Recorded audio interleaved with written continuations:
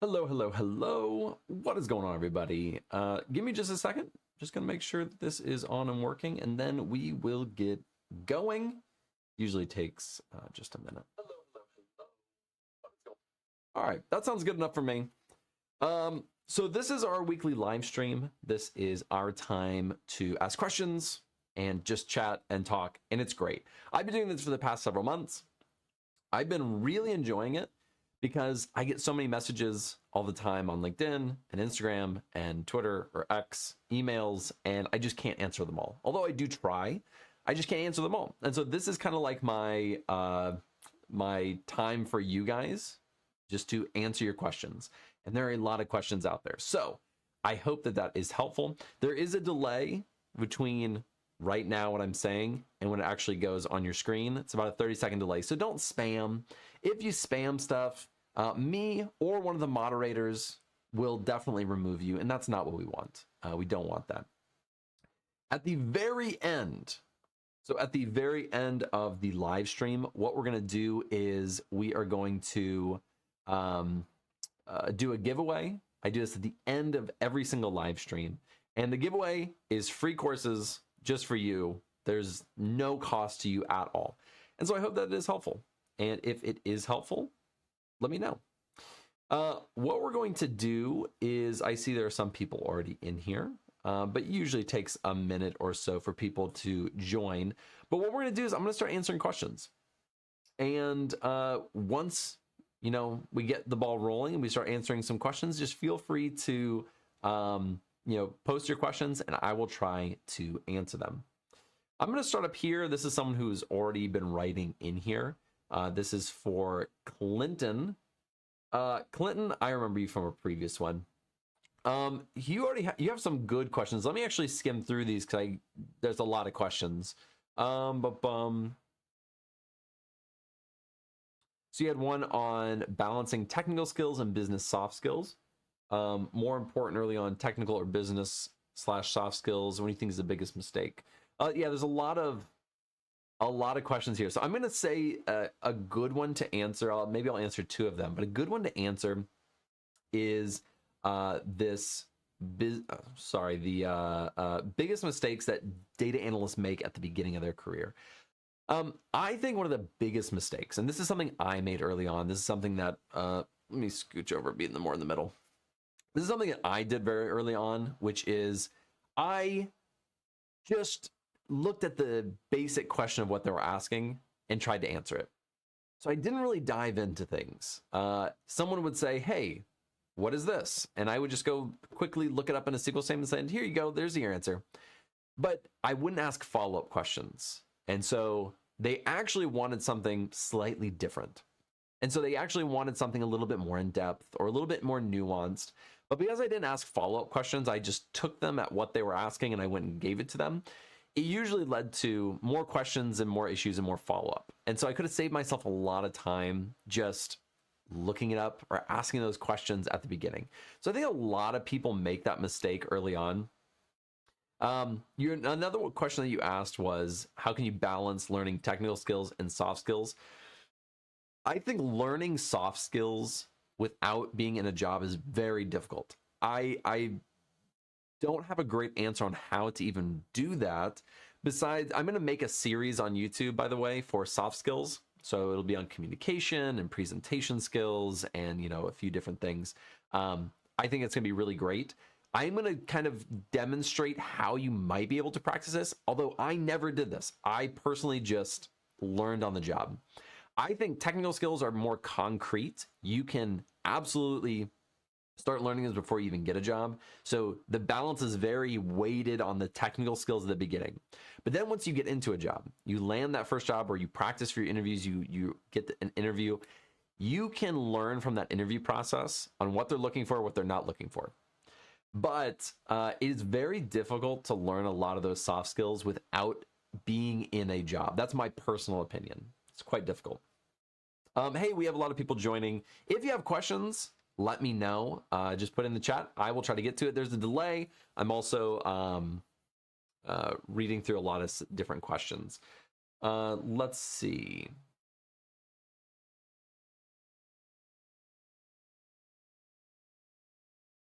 So John is asking, can I make one portfolio since I'm a data analytics and into data analytics and data engineering, or should I make two separate portfolios? I'd probably make two separate ones. So if you're like in between, you're not sure what you want to go for, data engineering or data analytics, make two, because a data analytics portfolio is not going to be relevant to a data engineering, and data engineering won't be related or really useful for data analytics. It just wouldn't make a lot of sense. So I would make two separate portfolios. This is from Mid Ashik. It says, I haven't been trying to land a job as a fresher, and I'm from Sri Lanka. I don't know why it's so hard. As a fresher, guide me into doing this. So I will just say, for landing jobs, right now the market is really tough. Like the market for getting a job, especially remotely, which if I know Sri Lanka, because my team, some of my team members for Analyst Builder are from Sri Lanka. Sri Lanka is a very, they export a lot of things. Or sorry, they don't export a lot of things. They don't have a lot of business internal. They're importers for a lot of their goods. So based on that, you're probably looking for a remote job. That's my guess. And if I'm wrong, just let me know. Maybe you're looking for, there is a local company. Remote jobs are 20% of the jobs that 80% of the people are trying to get. So it's highly competitive. If it's your first job, it's gonna be very, very tough to get one of these remote jobs. I've been telling people, if you have experience, sure, go for the remote jobs. If you are just starting out, getting a remote job is gonna be extremely difficult in this market. Extremely difficult.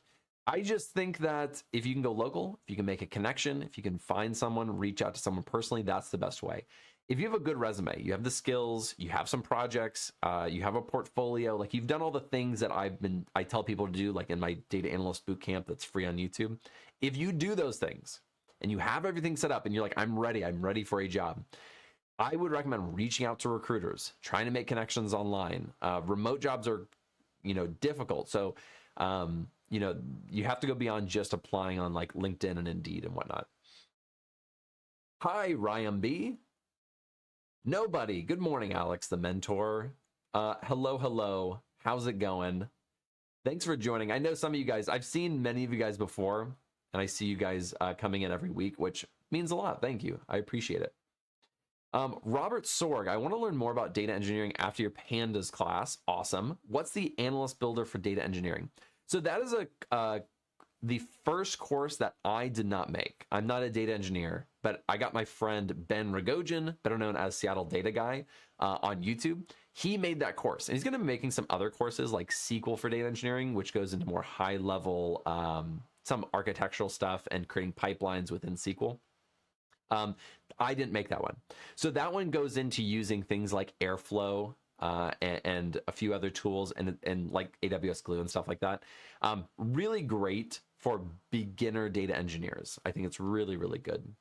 But yeah, beyond, so if you're wanting to get into data engineering, I would start looking into, I have one course that's really useful for people who are like wanting to get a little bit more technical, like AWS Azure. So I have my Cloud Computing Essentials course. That one goes into some creating pipelines and using databases and things like that you'll be doing even in data engineering. Madiha Umar, good morning, Alex. It's a great pleasure to attend your live stream. Thanks for joining. I appreciate it. Oh, we got someone from Japan. Bill Memni. Hi, Alex. Big hi from Japan. Big hi from the US. Thanks for joining. I appreciate it. Let me see. Do you value certifications like the PL300 or DP600 or 700? No, I don't. Never has certifications been a big thing. There was someone back in the day, back when I was hiring, I was on a hiring team and they had, we used Azure. Whoops. We used Azure and someone had some Azure certifications, which were useful. But even then, they're not needed. For most data analyst work, like 95% of jobs do not care if you have any type of certification. They care if you have the skills. That is a fact.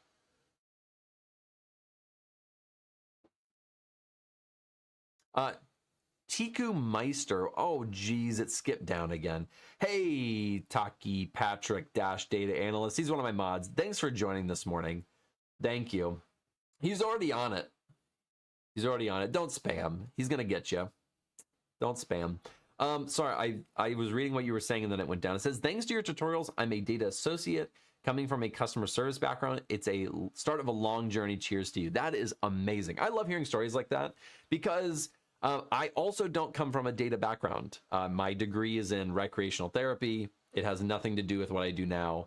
I truly believe that if you put in the work and you study hard and you follow the path that I've kind of laid out, which very few people do, then you have a very good chance of success. And that is awesome.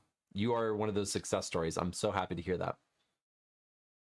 Dev Aurora. Hi, Alex. Actually, I'm learning Excel so much that after I forgot. Yeah, there's a lot to Excel. Excel is it's a simple tool that has a large learning curve. At the, it's easy, and then it's like, whoa, this is really tough. It does get very advanced.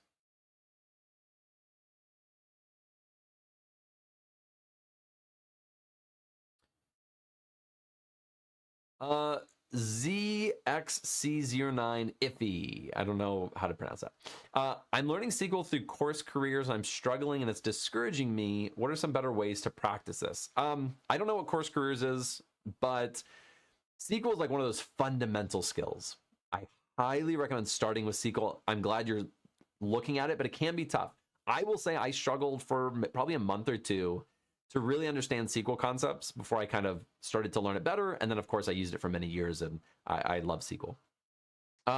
My biggest advice is if you want to do it completely for free, then I highly recommend just getting into a database, getting some data into it. I have a whole series of beginner, intermediate, and advanced MySQL tutorials that'll walk you through everything. And if you go through that, you will learn it. It's a fact. You're going to learn it. If you want to practice in more of a fun way, if you go to analystbuilder.com, that's a platform that I created. There's free questions on the questions page, and you can practice. They're easy, medium, hard, and very hard questions. Try out the easy ones. They're meant to be easy, and I have video tutorials on how to solve them. So it's more like a game. And so I think that is a great way to learn. Sahil Naik, you gave me $10. You didn't have to do that. I'm not looking for any donations here. I'm just going to read your question since you did donate. Thank you. I'll heart it real quick. It says, I have data analyst, gateway systems hiring manager interview today. Oh my.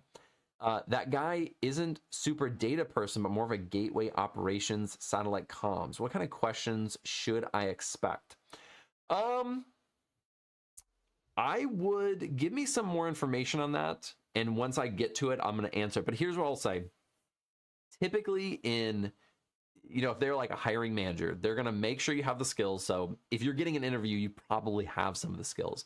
They're going to ask you about those specific skills, whether it's SQL or Databricks, or maybe they're using some third-party software nobody else has ever heard of. Ask about that software. Say, what kind of software do you guys use? And they're going to say, we use Excel, SQL, and Snorkel. And you're like, okay, tell me about Snorkel. How does that work in your systems? What does that do? Is that your BI tool? Is that, what does it do?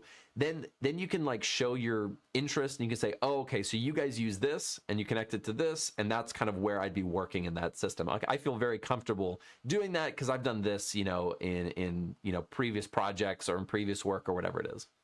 So your goal is to make yourself as optimal for that position as possible, even if you don't know it. And that's going to happen because I've gotten jobs, or I've applied for jobs or interviewed for jobs where I only knew 3 of the 5 skills they wanted. But if you ask questions about those tools, like what they are, how they work, what they're looking for, that can kind of open things up for you to then tell them, hey, okay, yeah, I can do this because I know this and I know how those systems work.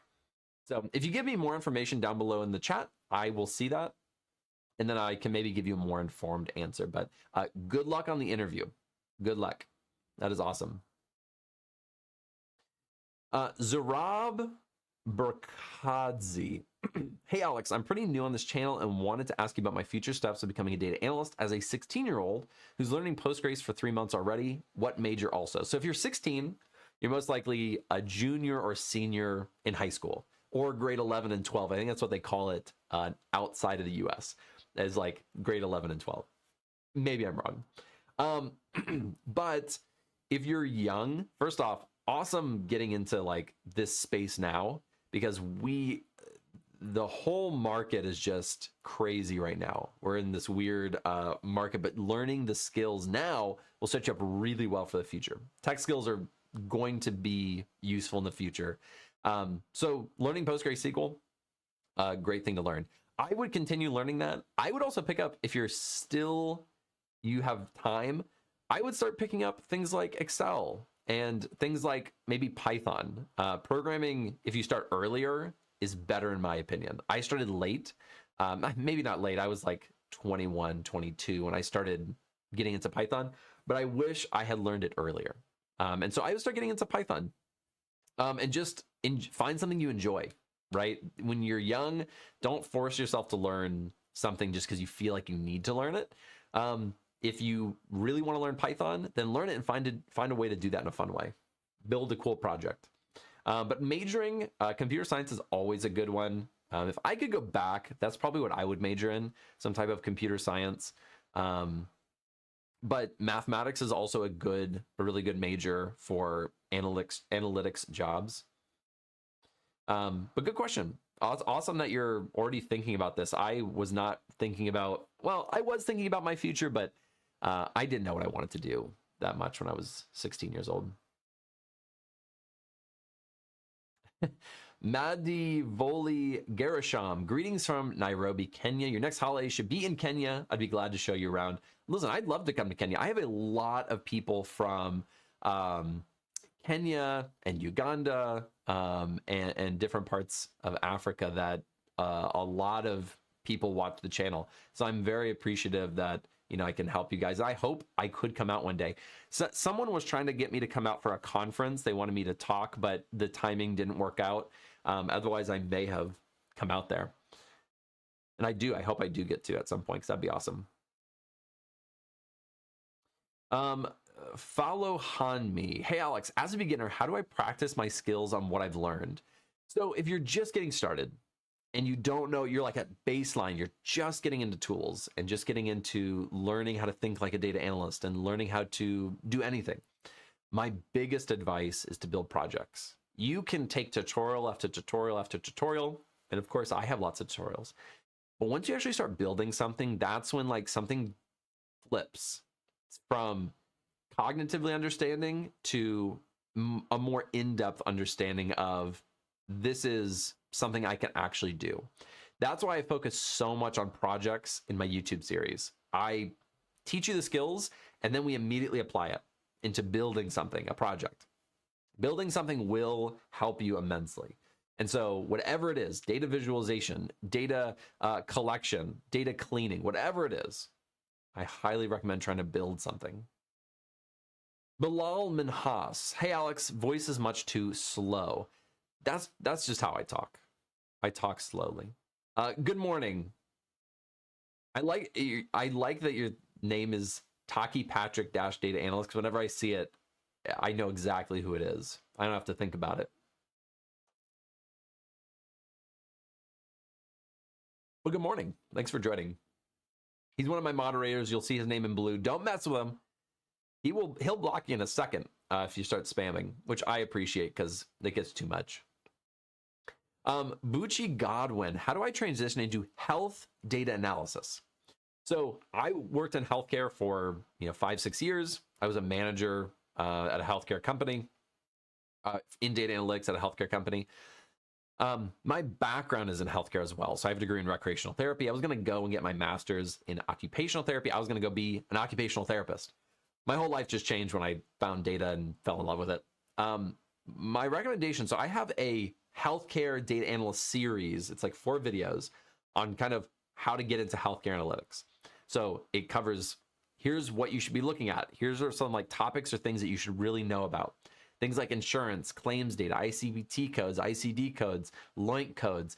These are things that, diagnosis codes, these are things that then you can build and you can learn more about and start creating projects around and learn more about it. So then when you apply and you target healthcare companies, you can learn a lot and hopefully get a job. All right, let me look at more questions. This is I don't know why, MCAP, no offense, I don't know why you're asking me this, but how do you change the background on MySQL Workbench to dark mode? My eyes suffer. Look, I feel bad for you, but that's a Google question. That's not a me question. That's not a me question. That's a ChatGPT, Google Gemini, Google question. Let's see. Oh, interesting. Okay, this is kind of a great segue question from healthcare. Peter Parker, great name. Hey, good morning, Alex. I'm an occupational therapist in New York City, or NYC. What's the best case scenario for me to transition? So I'm guessing transition to some type of data role. Give me one sec. When I talk a lot, I burp a lot. I do apologize. So funny enough, that's what I was going to do. I got into a master's program. I was going to go and be an occupational therapist. But I went from recreational therapy, which at my college was like the stepping stone to the master's. I stopped, but my background was really useful. Even as a recreational therapist, you're an occupational therapist. I'm guessing professionally, like you've done this for hopefully several years. That is very valuable. Believe it or not, very valuable. I mean, think of the things that you're most likely doing. If you're doing patient forms, you're using some type of electronic health record system, so EHR system, maybe even a CRM for documenting other things.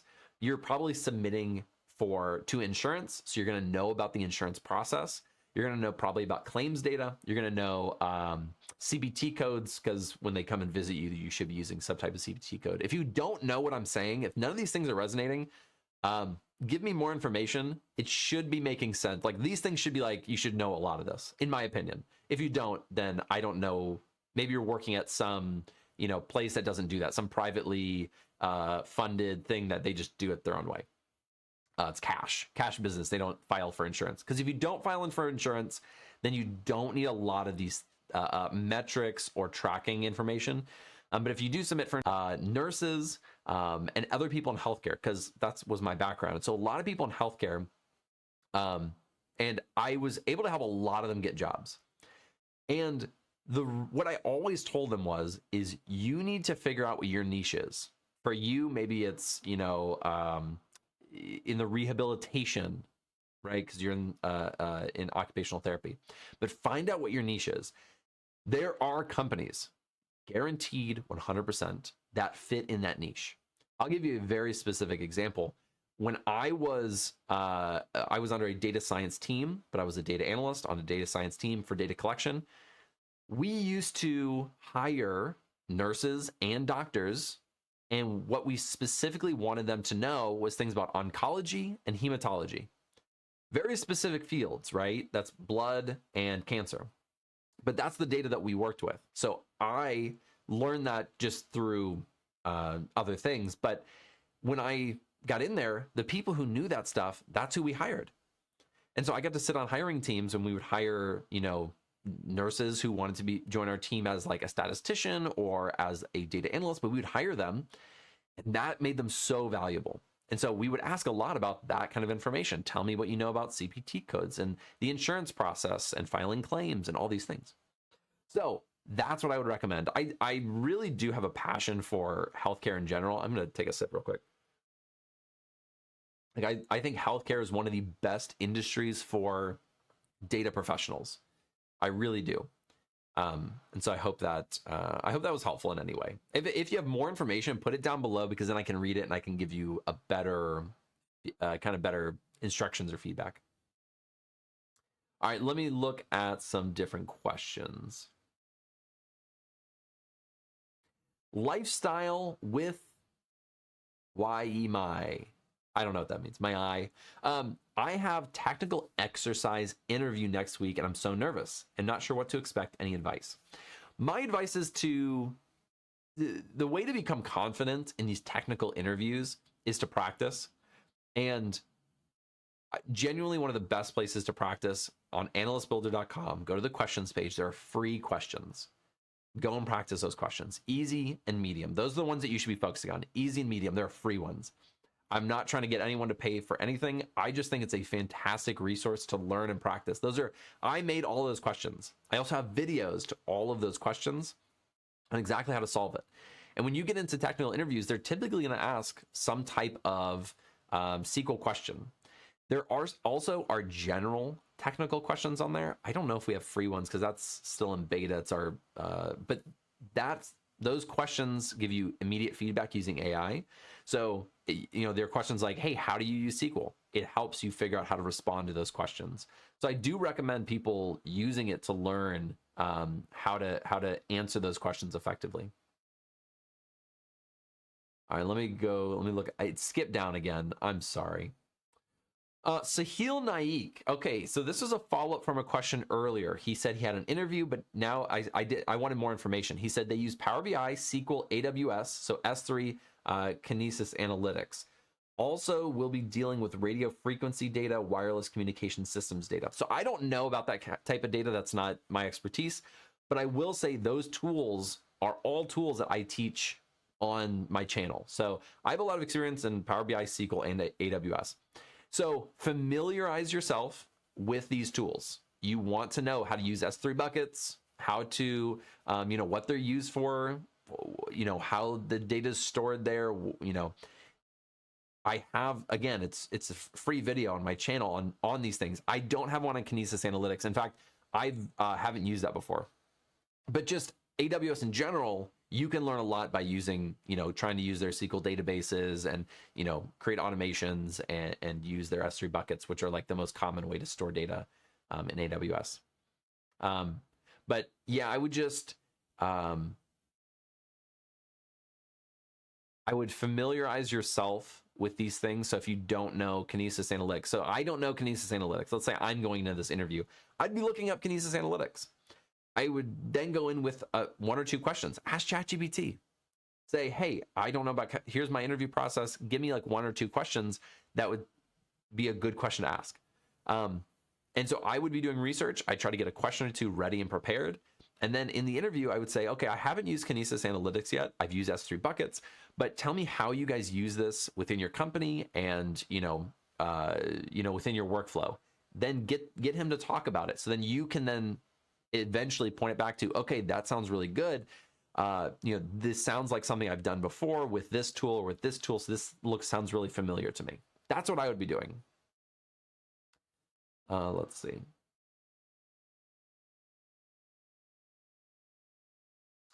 Adowu Aluwabenga. I watched one of your previous live stream sessions. You said you can't buy courses on Analyst Builder from Nigeria. That's correct. They blocked our domain provider, which means like they blocked like tens of thousands of websites, and ours is one of them. You just have to use a VPN. Use a VPN and you can get access. Clinton, which industries, finance, health, e-commerce, etc., do you think are hiring the most analysts right now and in the future? Right now, genuinely, healthcare is hiring some of the most analysts for different domains. Finance is always up there, and banking is always up there. Besides those, there are a lot of different industries. So, take this with a grain of salt. But even companies like tech companies aren't hiring as much as things like healthcare. And the reason is because healthcare is like, everybody needs healthcare. Everybody uses healthcare. Healthcare isn't going away. They get so much funding from the government. And if you look at United States as a whole, the government as a entity and healthcare are really propping up the market. They're the only two positive hiring industries right now. So every other industry laid off in the United States, laid off workers, doesn't mean data related, but just laid off workers in general, whereas healthcare and government agencies hired. So if you go back and you kind of dig into that data, it's just interesting. I mean, healthcare is propped up by the government, and the government keeps hiring and spending money. And that's not going to stop anytime soon, unless we have some type of government shutdown, which I guess is possible. I drank most of my water before the live stream started, and then I did get more. So I only have a little bit left. All right, let's see. Emawoyi Ben. Hey, Alex. I just joined your data analyst bootcamp, and when installing MySQL, I did not have the default mode like you had, and it's making things difficult in my way forward. In the description, I said if you don't have the developer edition, then do the full edition, because that gives you access to everything in MySQL that they have in the free version.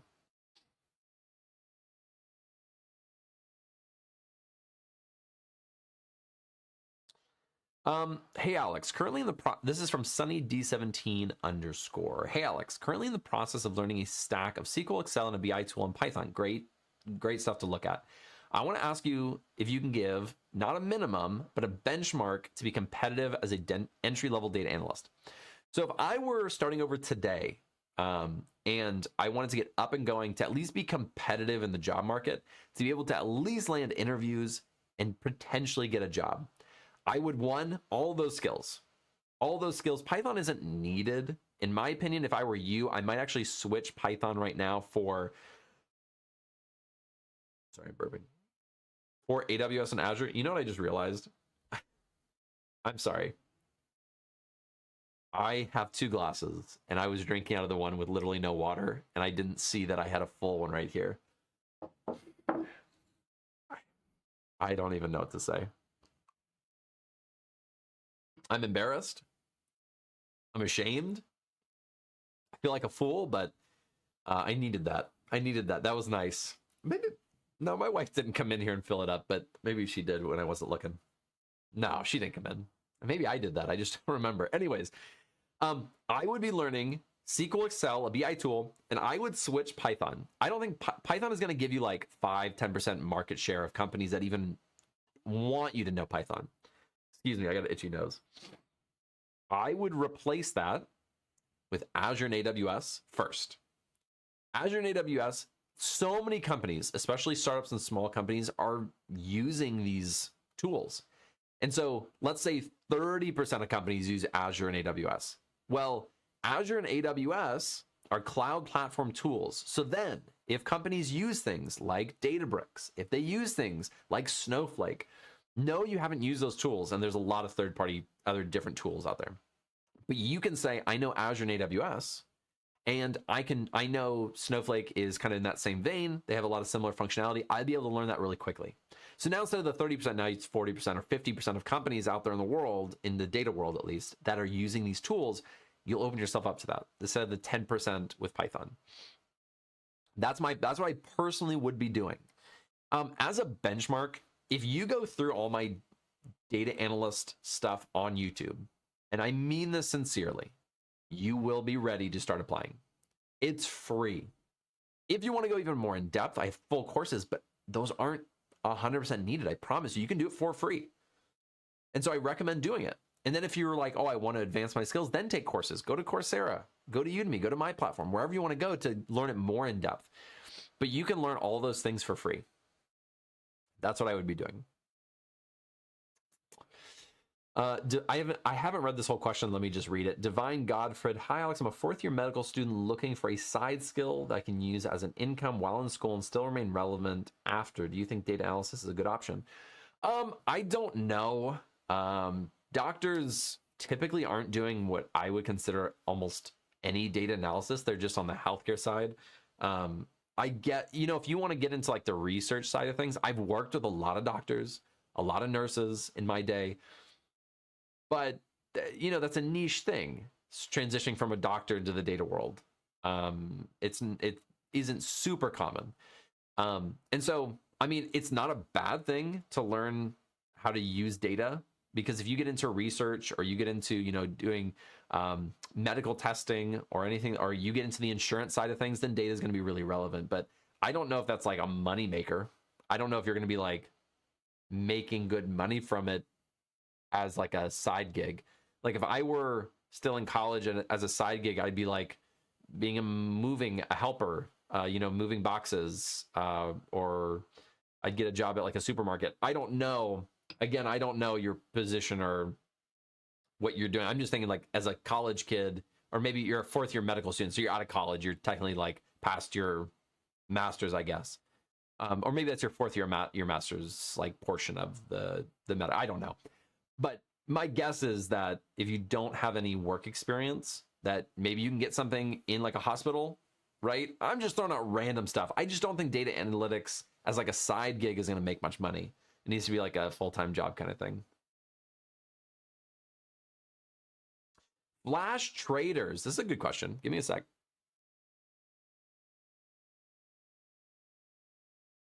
Oh, Christine's here. That's my wife. It was her birthday recently. We went out. We missed our reservation because of traffic. Had to go to another place, but it was very fun. Happy birthday. I love you, baby. That's Christine. She's in the chat. Thanks for joining. She's working out right now. This question says, hi, Alex. Kindly advise, is it advisable to open a data analytic company as a consultant? So I have Alex Analytics LLC. I've opened a company and I did consulting through that company. As a beginner, I don't recommend it. It is very competitive. People expect a certain level of quality when paying consultants. If you can't deliver that, you're gonna have a lot of angry customers who then want a refund and then you get nothing. Or they don't want to pay you. I do recommend, once you get a few years under your belt, then doing it. I just think it's gonna be very difficult. Now, don't let that's my opinion. Don't let me stop you. If you're like, no, I absolutely want to do it. I can't wait to start this and start doing this and start consulting. Do it. But just know that it's gonna be very difficult in my opinion. But it could work.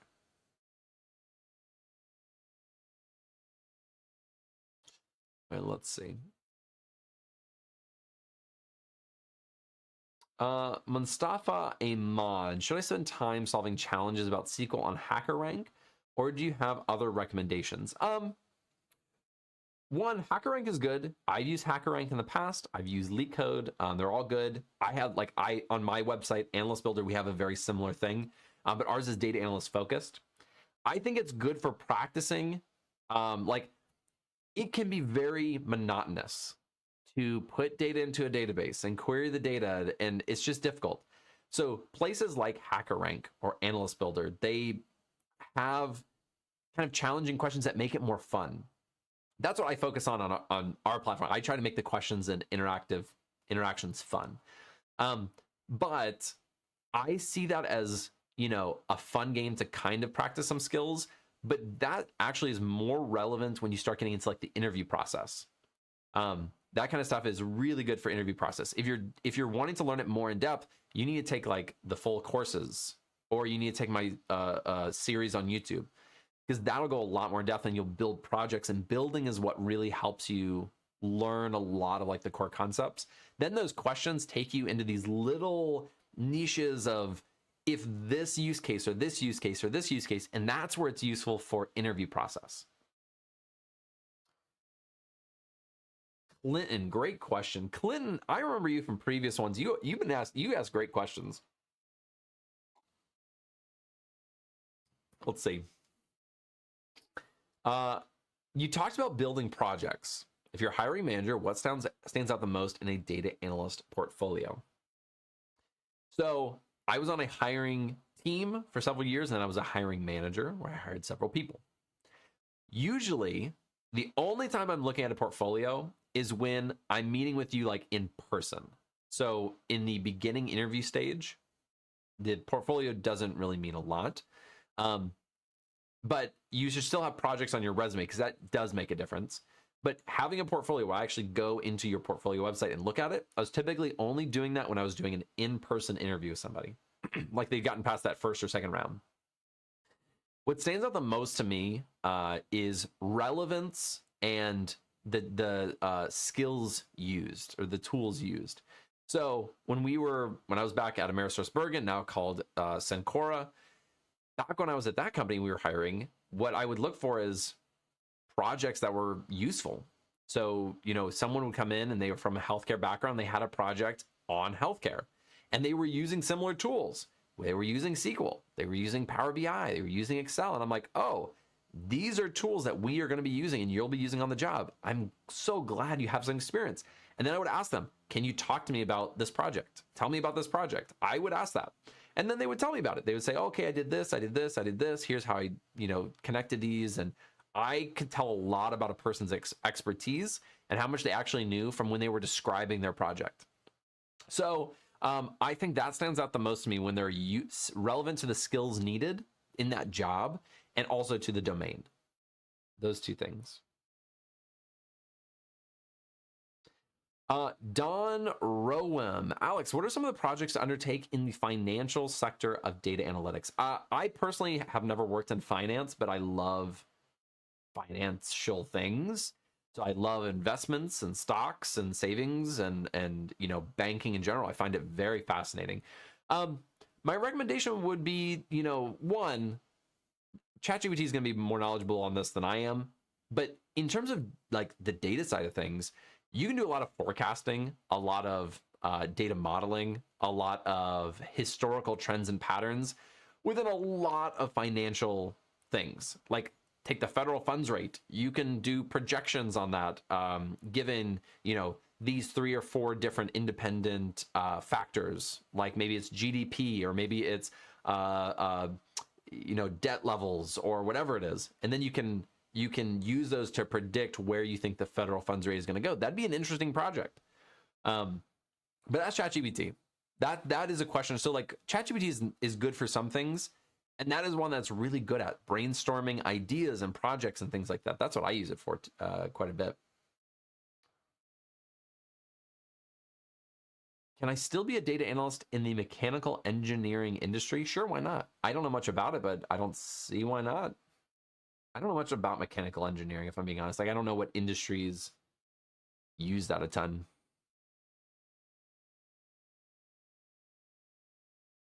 Cool. Brian said, I'm graduating tomorrow. Congratulations.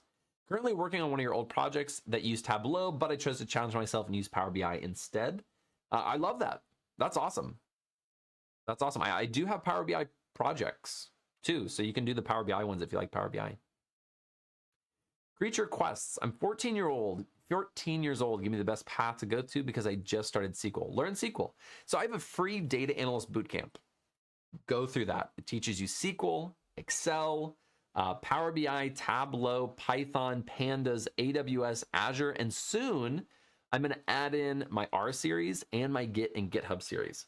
It's going to add another like 3-4 hours to the 24-hour long thing. Go through it because there's projects along the way. There is things about how to create a portfolio for free, how to create a portfolio website, how to build projects, how to do the interview process. It's awesome. It's awesome. Urav Sharma, what kind of stuff gets you shortlisted? So shortlisted in hiring just means, 300 people applied. Now you're down to like the final 10 candidates. How do you get shortlisted? So one, you have to have a really good resume. I can't speak this enough, especially with how hiring is today. You have to have a great resume. One that gets through ATS systems, the automatic systems that scan your resume and see if they fit the criteria needed. You have to have that. That's one. Number two, once you do get quote unquote shortlisted just for your resume, then you have to speak really well in the interview process. I think looking back, my inquisitiveness and my just general personality helped me get into a lot of in-person and final interviews and landing jobs. The resume and your hard skills get you into interviews, but your soft skills help you land the job. And so that's the kind of things that, you need to work on. If you're bad at interviewing, practice interviewing. I used to practice with my wife, practice with somebody.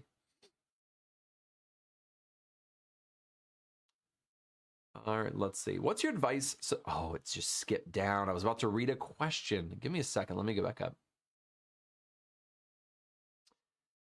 Curious 24, what is your advice for getting your first client when you're offering a data analytics service? I highly recommend one, either having previous experience and then you can consult for somebody you knew there. I've seen people do that, or a company that they knew. Two, you gotta have some type of online presence. I don't care if you have 1 million followers or if you have 100. if you have some type of audience, that's how most of the people that I know have gotten consulting gigs and stuff like that. Is posting online. Hey, this is a service that I provide. Hey, here's some tips on this or that. Here's a project that I built. Share and build some type of audience so that they can then see you, because marketing is half the battle when trying to get customers. Life Moon, I'm a primary school teacher. Do you think data analytics is good for me to switch to? I have a bachelor's degree in physics. Yes, in the education space, there are a lot of people that will hire data people. I worked with several teachers back when I was doing full mentorship, and they were teachers and they landed data analyst jobs. Finding companies that value your experience is half the battle. Use tools like ChatGPT. I really think this is like some of the best use cases for ChatGPT is research and figuring things out and brainstorming ideas, because the internet is full of great ideas, but I don't know everything. So use it and say, what kind of companies would be good given my background to transition into data? That will give you some headway into, here are companies that I can target. I can reach out to them. I can reach out to the recruiters. I can target these companies that would value my teaching experience, and you have a degree in physics.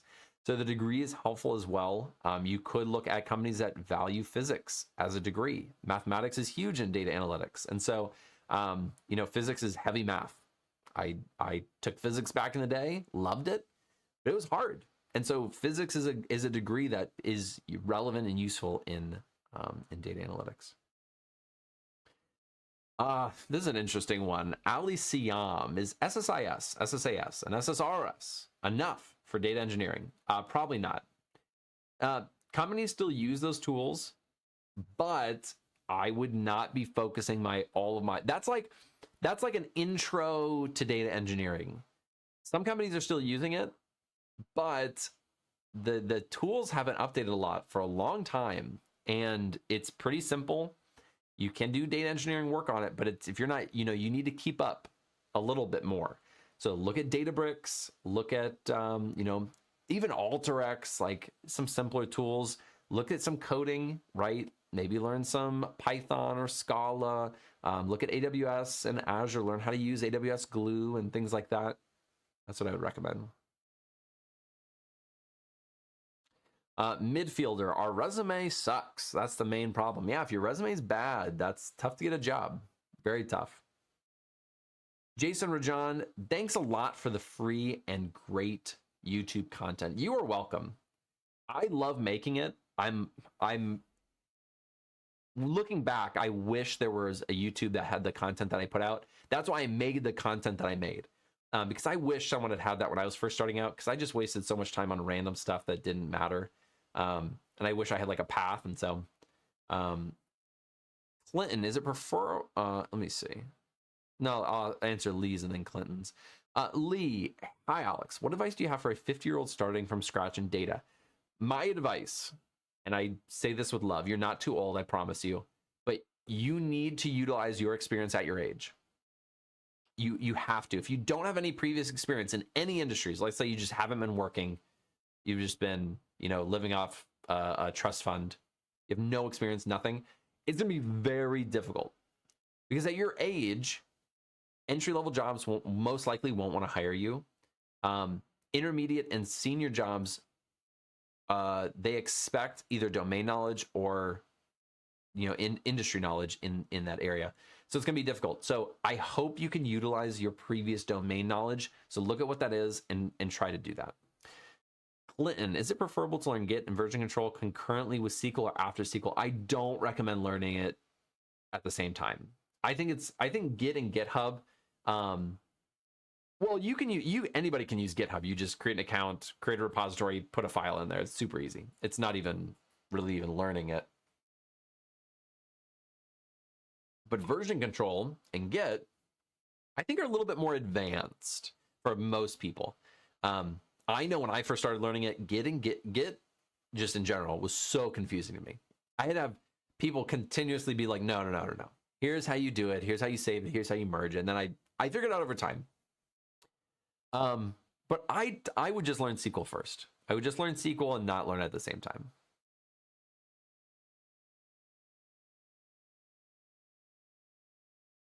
I'm reading through questions.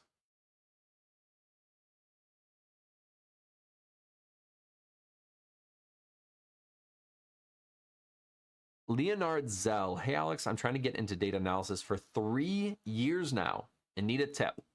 How and where did you show your portfolio? What can I possibly be doing wrong? 3 years is a long time. That's a long time to be trying to break into a field. I admire your persistence. I have a whole series and videos, just specific videos on how to build a portfolio website, and I show you how I did it. So I'm not going to go super in depth into what I did, but create a website, have your contact information, put your projects there, link them out. You can even do a website like Wix, make it a narrative. That's what I have for my current portfolio. But you can do it easier on just using a GitHub.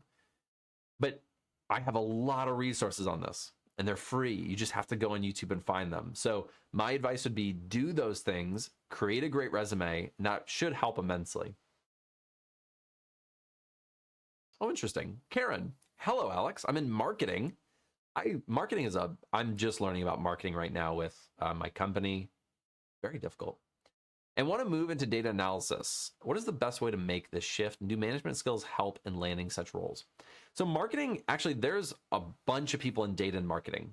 There's marketing analysts in a lot of companies, because marketing is huge. Getting eyeballs on people, understanding the metrics, knowing where to put marketing funds for advertisements and different things is huge. The shift actually isn't that huge, depending on what you've done within marketing. But if you've worked in the data side of marketing, I would say you already have some experience with data analysis, right? It just depends on what you're doing. But if you're working with tracking metrics, right? You're looking at, click-through rates, you're looking at conversion rates, and then you're creating things like that is data analysis. You're just you're calling it a marketing lead or whatever. So the transition hopefully wouldn't be that difficult. Just find companies and look and target companies that value that experience. That's been a big thing for today. By the way, we have 10 minutes and then I'll do a giveaway for free courses. That's been a big thing for today. I've noticed a lot of people, they're like, and I did this when I first started too. What I did is I was in healthcare, but I was applying to any job. It did not matter what job I was applying to. It could have been in oil and gas. It could have been in pharmaceuticals. It could have been in tech. I just applied. But looking back, my healthcare was my superpower. I could have gotten a job 10 times faster if I'd focused on that. So that's why I talk about it so much. All right, while I'm reading questions, let me get a sip.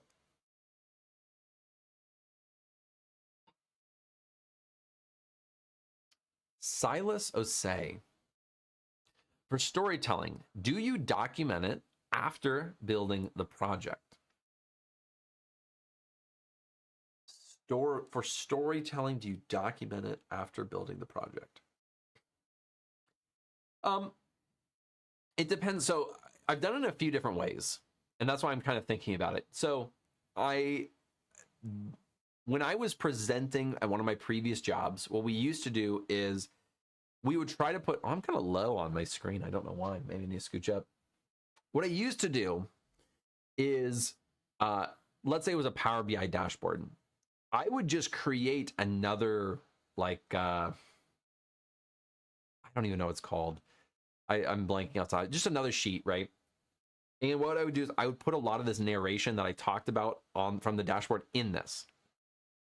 I would present the dashboard, and then I would just scroll over to this next sheet, and I would say, here's kind of everything I've documented. But I did it, it's part of the presentation. That's how some previous, execs that I used to present to, that's how they liked it.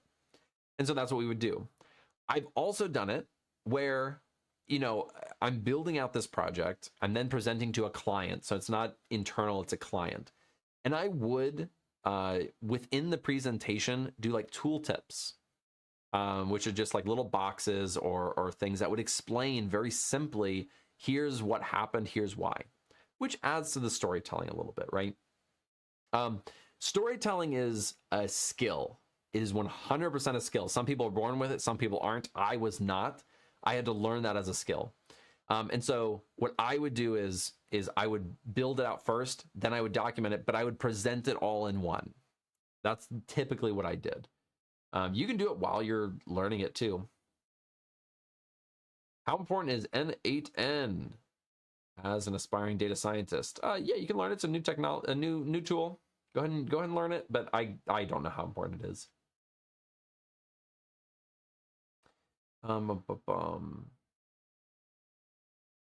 Okay, this is a good question. Akhmat Absalam, Akab 1999. Hi, Alex. I completed my PL300. Your channel was a cool resource. My question, how long do you need from the time you receive the raw data until you need to complete the report / dashboard? 3 days. Now, take the time frame out of this. I've worked on projects where the data was so simple that I got it done like the day of. There were other projects where it was so complicated. It took me a week just before I even brought the clients questions about the data. And then they sent me a revised data dictionary. And then I would dig into the data and I would ask them about, like, raw data can be like a big portion of that initial process. It can take, I've spent weeks on raw data before I even started cleaning data. Just like one example that came off the top of my head, we were working with this client. They sent us like their whole database because everything was so interconnected. And they gave us a data dictionary as well as a diagram that showed how all these tables were connected, which is great. We love when clients do that. They don't always do that, but we like when clients provide us information about the tables, what the data holds. But when I start digging into this data, I start creating the joins from the diagram that I see, there were issues. I would go to them and I'd be like, hey, when I join these two tables, I'm noticing that we only have like 500 rows over here, but on this other table, we have like 10,000. And so only 500 rows are going across. And then they're like, oh, yeah, that's right.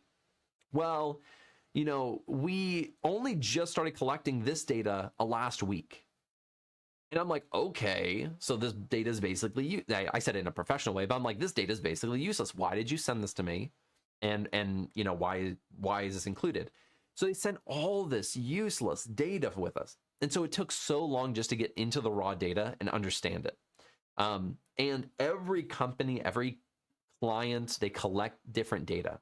And so raw data is like, can be very difficult. Also can be super easy. So there's no time frame. You need to, so like if you're talking about like for a client or you need to update your project manager, you need to get in there and say, hey, I haven't gotten into this raw data yet.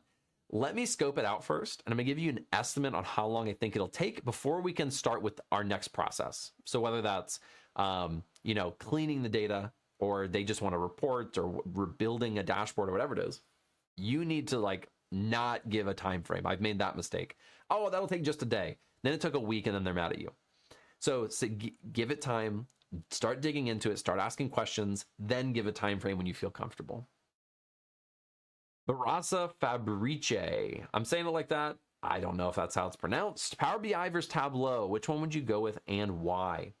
I personally like Power BI better, but if I were starting out, I would learn Tableau because Tableau has better free features and Tableau has a way you can share your projects for free. And it's really great. And so that's why I would learn Tableau, but I personally like Power BI more.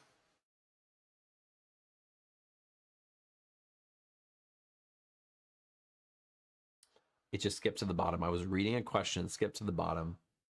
We only have like 2 more minutes. I'm going to give like 1 or 2 more questions, and then we'll go to the giveaway, which if you want to get one of my courses for free, you just have to have an Analyst Builder account. That's it.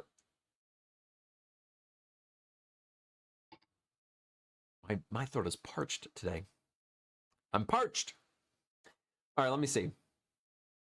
How many years to become a master of data analyst?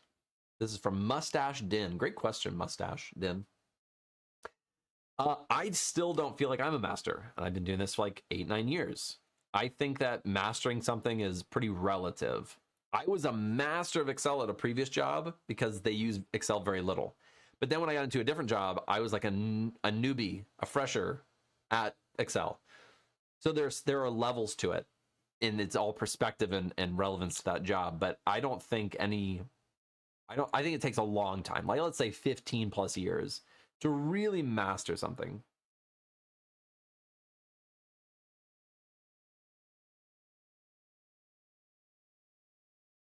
Natalo Moretti, found your channel in 2023. You're one of the reasons I have a job today. God bless you. Thank you. I am so glad to hear that. Congratulations. There's nothing I love more than hearing people who've bettered themselves through my channel. Like, I can't do it for you. I have a 1.16 million followers, but very few people actually put in the hard work to learn the skills, to market themselves, to create the resume and follow the steps that I've said. Very few people do it. And so when I see people who really do it, like, I'm like, that person really put in the work. That is not easy. Even though I have it guided, like, it's still a lot of work.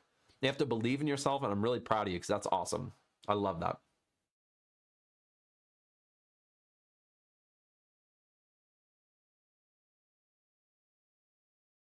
I'm reading questions. This will be our last questions, I believe.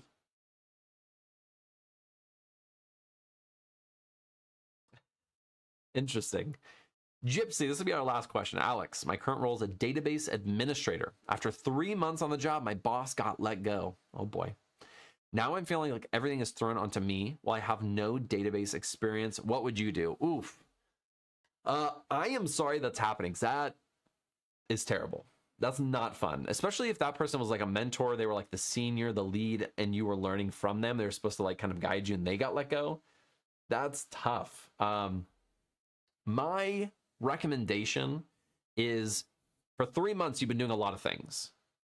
I know you have. You've been watching the person who was your boss. You've been seeing what they do. You've been seeing, what kind of data they're working with and what systems. I would try to get access to all those systems if you don't have it already.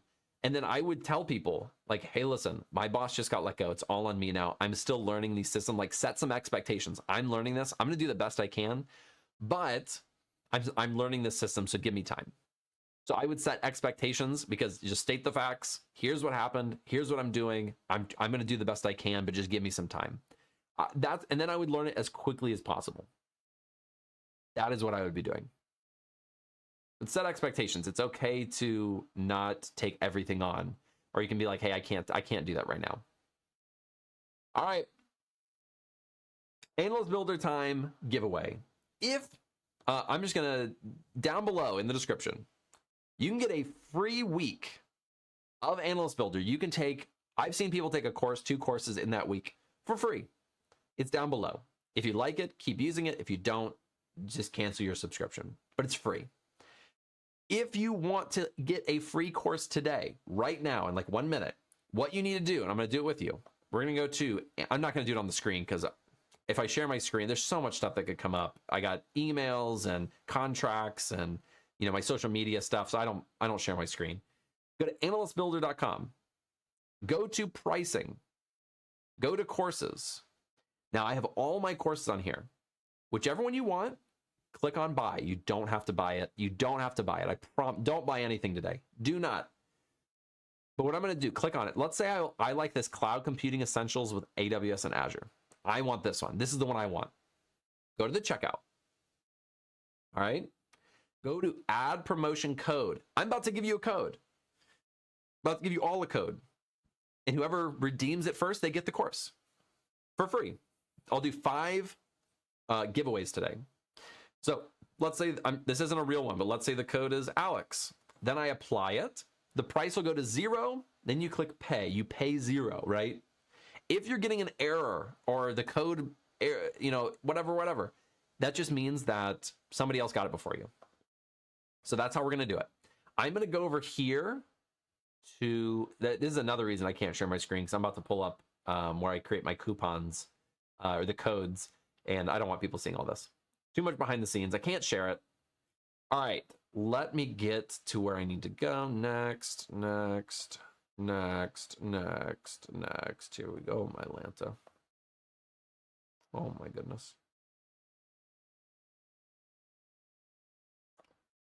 Oh my goodness, golly gracious. Give me a sec. we have a system that when people click on the, let me see, I gotta search for it.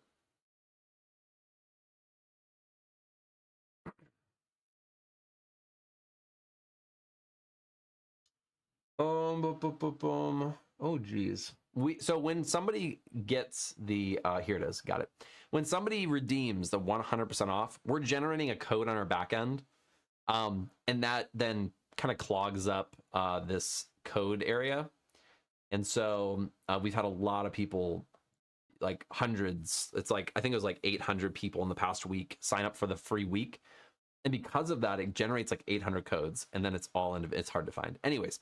I'm going to give you a code. Everyone should be there by now because that took me forever. All right. This one, only one person can redeem, but the next one, 2 people will be able to redeem. I just added the code. It's all caps, Alex. I was joking earlier. I am going to use that as a code. I lied to you. I'm a liar. I'm not a liar.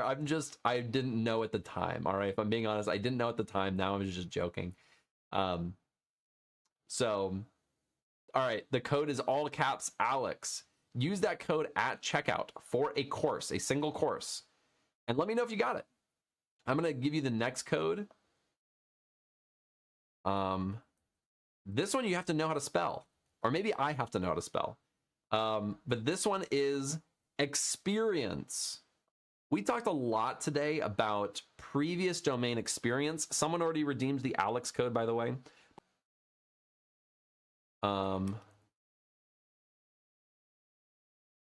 Oh, this is a good one. This is a good one. We just got a new dog. The code is whatever kind of dog that is. But you have to know how to spell it. And that's the tough part. All right, I just created the code. The code is Dachshund, but Dachshund is spelled really weird. So if you know how to spell Dachshund, you're going to get this one. No one else knows how to spell Dachshund, but it's spelled Dachshund. Dachshund.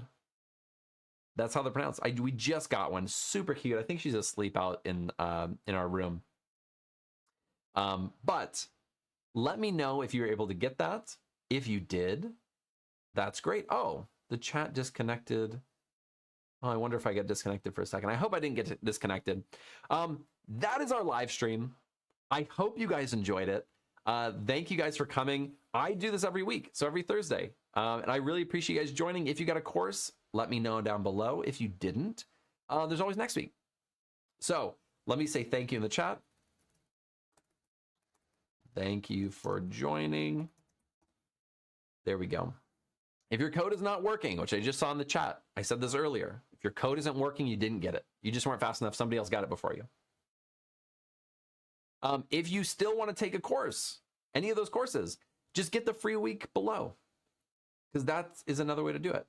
Hey, Diego Chavez, I got it with the Alex code. Awesome. That was the very first code. It says, thank you. Thank you. You are welcome. Let me know which one you got. Let me know which one you got. All right, guys, I got to get out of here. I hope that whoever needed that course won it. And if you didn't, you can get the free week down below in the description. Thank you guys for joining. I'll do this next week, next Thursday at 9 a.m. All right, guys, I will see you in the next one and when I post other things on social media, if you follow me there. All right.